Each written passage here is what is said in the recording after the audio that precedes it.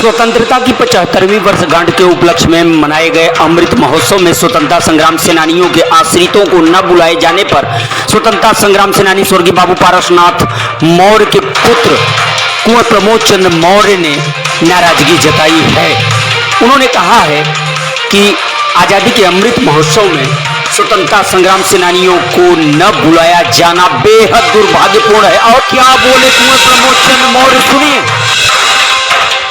जब से जनपद बना है उस समय से लेकर के इस बार स्वतंत्रता दिवस पर पहली घटना है जब जिला प्रशासन के तरफ से जनपद के स्वतंत्रता सेनानी या उनके परिजन या विधवा को आमंत्रित करके सम्मानित नहीं किया गया।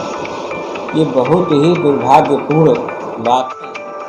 प्रमुख स्वतंत्रता संग्राम सेनानी के परिजन या उनकी विधवा को बुला करके उनको सम्मानित करना, उनको सम्मान देना, जिससे भावी पीढ़ी में ये संदेश जाए कि स्वतंत्रता आंदोलन की लड़ाई कौन लड़ा था, इसका क्या संघर्ष था, उनके योगदान पर चर्चा करना, उनके संघर्ष पर चर्चा करना, ये विशेष कार्यक्रम था।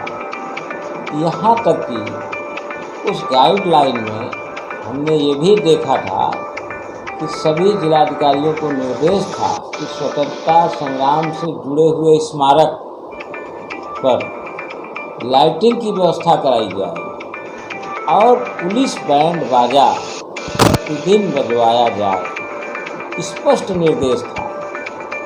लेकिन जनपद भदोही में जिला प्रशासन स्वतंत्रता संग्राम सेनानी के प्रति या भारत माता के प्रति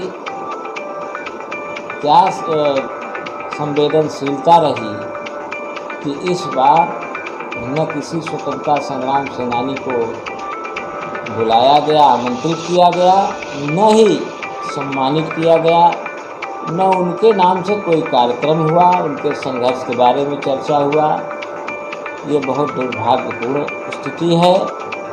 और भाई स्वतंत्रता संग्राम सेनानी इसलिए अपने जान की बाजी लगा करके संघर्ष नहीं किए थे कि देश के आज़ाद होने पर हमें लोग, हमारे परिजनों को या हमको लोग पूजा करेंगे। उनके अंदर देश की आज़ादी की भावना उनके दिल में उत्पन्न हुई। उस आज़ादी के भावना को पूर्ण करने के लिए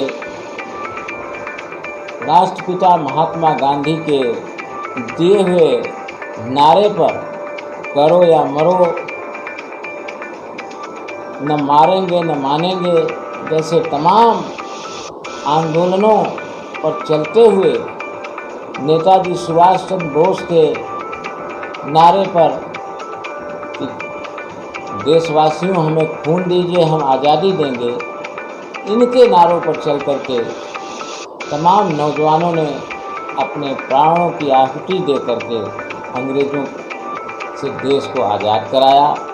हमारे स्वर्गीय पिताजी बाबू पारसनाथ मौर्य भी सोशलिस्ट विचारधारा से जुड़ करके देश के स्वतंत्रता आंदोलन में बचपन से, जब वो कक्षा 8 में ककराही में पढ़ रहे थे, 7 और 8 में, उस समय